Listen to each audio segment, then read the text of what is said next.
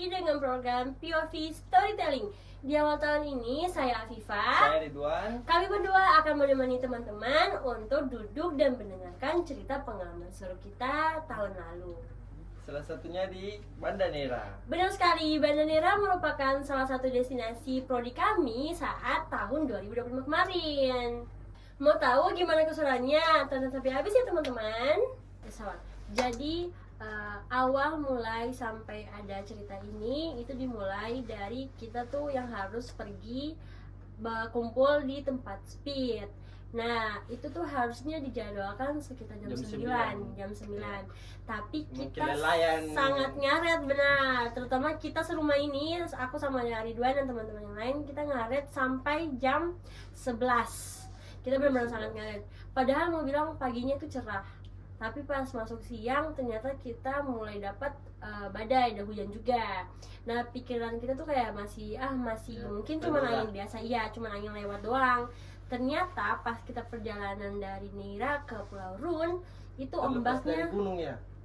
Lewat gunung. Itu tuh kayak ombaknya tuh mulai tinggi, mulai naik. Terus kita juga pikir, oh mungkin perjalanannya tuh hanya sekitar 15 menit. Ternyata perjalanan dari Neira ke Rune, benar, lama banget. Dan kita tuh harus menikmati ombak selama 2 jam itu. Terus ombaknya tuh bukan kayak ombak yang ada di Ambon, terus kayak biasa-biasa aja, enggak teman-teman. Jadi kayak ombaknya benar-benar tinggi banget, sampai hampir kayak mau masuk ke boot kita gitu. Terus singkat cerita, kita sampai di Pulau Rune. Pas sampai ke Pulau Rune itu hujan ya? Sempat hujan ya? Iya, hujan. Kita sempat hujan, terus kita istirahat. Makan. Iya, karena posisinya kita tuh udah ngeblank, udah pusing, udah mual, udah asam lambung, udah semuanya karena nggak tahu apa. Iya, udah blank banget sampai udah kayak udahlah ini balik aja lah, nggak mungkin lagi kita lanjut ke pulau berikutnya. Ternyata dipaksa oleh pembina kita, kayak kita nggak boleh sampai di sini aja, disupport juga kayak terus akhirnya kita pergi ke Nailaka dengan keadaan itu tubuh udah nggak fit lagi, makan udah terlambat.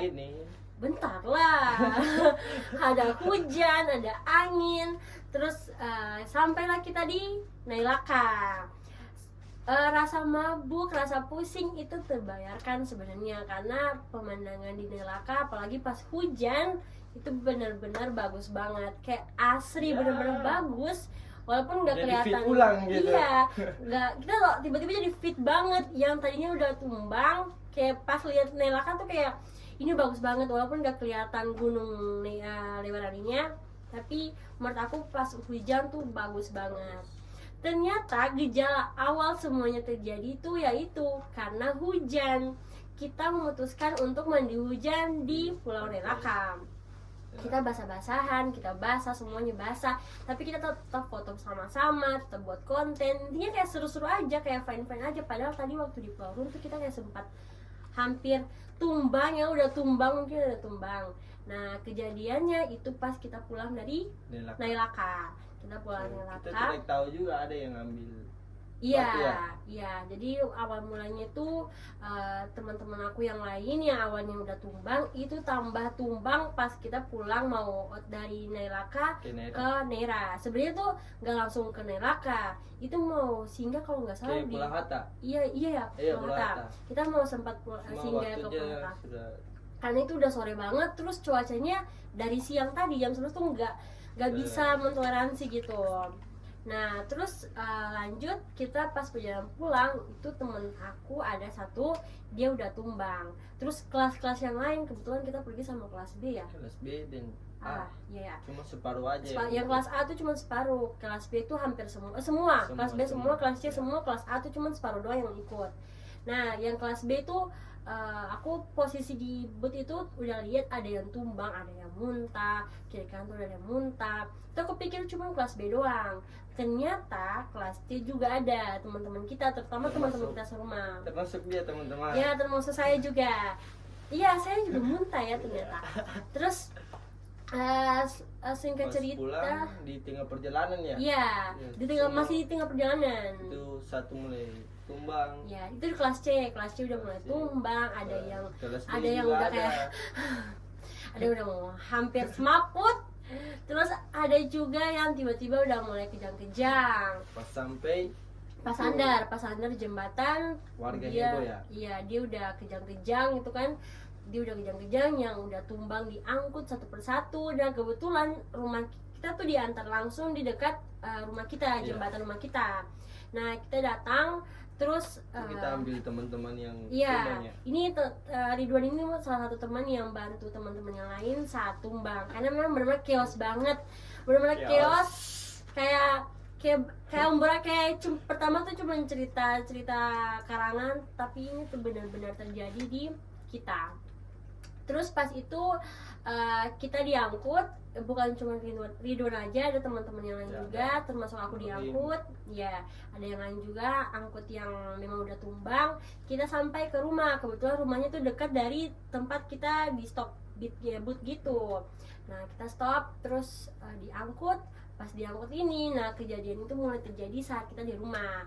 Ada yang kerasukan, ada yang kejang-kejang, ada juga yang udah nggak sadarkan diri. Warga heboh guys. Rumah yang tadinya tuh kayak sepi, ributnya cuman karena kita, tiba-tiba ramai sampai ada yang lebih go-nya live di Facebook.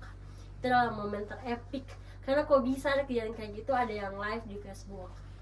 Nah setelah itu kita mulai bagi tugas ya, teman-teman yang lain. Aku enggak, karena posisinya aku juga tumbang. Teman-teman yang lain bagi tugas, ada yang gosok ini minyak GPU, minyak yang panas itu ke seluruh tubuh orang yang tumbang gitu. Itu kalau kita ceritakan di sini sama teman-teman yang tersangka, itu tuh lucu banget sumpah. Itu kalau ada videonya tuh kita akan post di podcast ini. Ternyata kita gali lebih dalam. Oh iya, ternyata pada saat kita menggali, ternyata ini sumber pertama kerasukan massal itu karena ada teman aku 2 orang yang mengambil batu atau bia yang kayak cantik-cantik gitu yang dari neraka. Iya benar, karena katanya neraka itu tempat keramat, nggak boleh kayak sembarangan, nggak boleh ambil batu tanpa izin, nggak boleh ngomong kotor, buang udah nggak boleh sembarangan. Itu tuh sebenarnya aturan yang memang nyata ya. Kita dimaafkan ya. Ya untungnya. Terus teman aku yang sumbernya ini dia kerasukan, aku nggak tahu spesifiknya gimana sampai dia bisa kerasukan, karena posisinya aku juga jadi korban. Tapi pas aku dengar samar-samar dia tuh kayak ngomong pakai bahasa Belanda.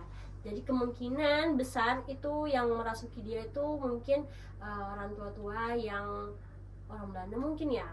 Mungkin sejenisnya kayak gitu. Nah saat itu langsung kita memutuskan ya. Bapak aja turun tangan ya. Ya karena memang kayak chaos banget. Baru terus kita tuh nggak ada pembina kita. Posisinya tuh itu nggak ada pembina kita. Jadi kita pure mahasiswa doang di situ. Pembina tuh kayak kata kasarnya lepas tangan dari kita. Terus kita langsung benar-benar kayak chaos. Jadi dibantu oleh warga-warga sekitar. Untungnya ada mereka. Setelah kejadian itu, pas kita tahu kesalahan itu dari teman aku juga nggak tahu, kayaknya langsung dikembalikan ya atau ditaruh mungkin. Ya intinya nggak bawa pulang sampai ke Ambon, kayak ditaruh aja di situ. Jadi ya keadaannya kita tuh mulai membaik, tapi rumah pas aku sadar juga keadaan rumah tuh kayak bener-bener kayak beda, karena ramai banget dikepung sama warga-warga. Itu benar-benar ramai teman-teman, kayak bukan cuman yang pernah aku lihat di TikTok kayak orang kerasukan massal, tapi ini benar-benar terjadi. Tapi kamu ingat gak pas kita nyari kunci tuh? Oh iya guys, bener, ada satu momen waktu kita mandi hujan ya? Iya, kita mandi hujan, terus kita kehilangan kunci. Jadi sebelum kita sadar kalau kunci rumah hilang itu, kita mandi di jembatan. Kayak tadi aku ngobrol tentang keseruan kita di rumah. Terus waktu mandi itu kita hanya berlima. Nah teman aku yang satu ini di rumah, kita kunciin dari luar karena posisinya tuh lagi tidur. Nah terus kuncinya kita bawa. Terus pas pulang habis mandi tuh kuncinya aku taruh di rumah ya, di pintu, tapi di bagian luar, nggak di bagian dalamnya memang. Kayak cuma di bagian luar doang. Terus karena rumah itu kan 11 orang yang masuk. Nah sorenya kita ini rencananya mau evaluasi satu kelas kan. Kan kalau misalnya kita turun sosialisasi di kota-kota kan pasti ada evaluasi kan. Nah habis mandi hujan kita semua pada bebersih ya, kita bebersih. Terus kita belum sadar apa-apa sampai evaluasi terjadi. Nah waktu evaluasi ya seperti evaluasi pada umumnya, pas selesai evaluasi kita mulai sadar kalau kunci tuh nggak ada.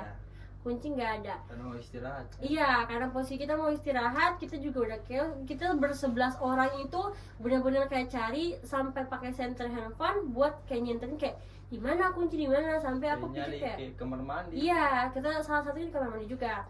Kita pikirnya seluruh rumah lah.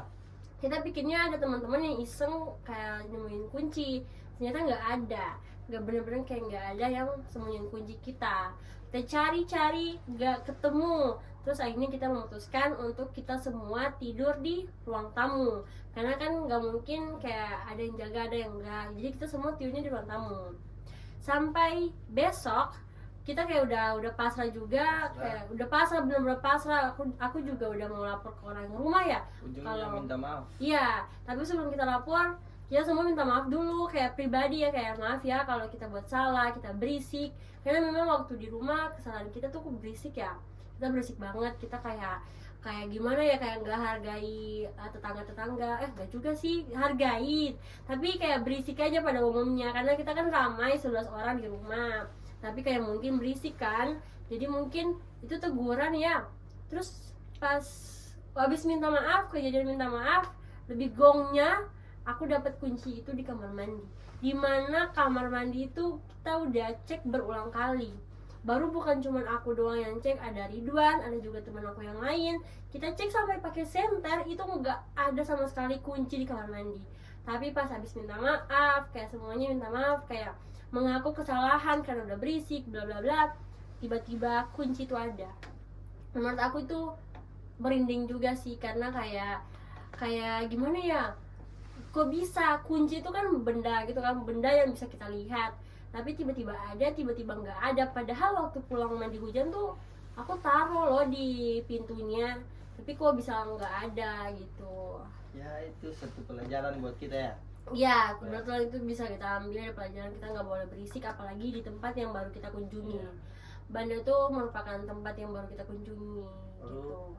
Kata warga itu masih sakral. Iya benar banget, Banda itu juga merupakan tempat sakral juga.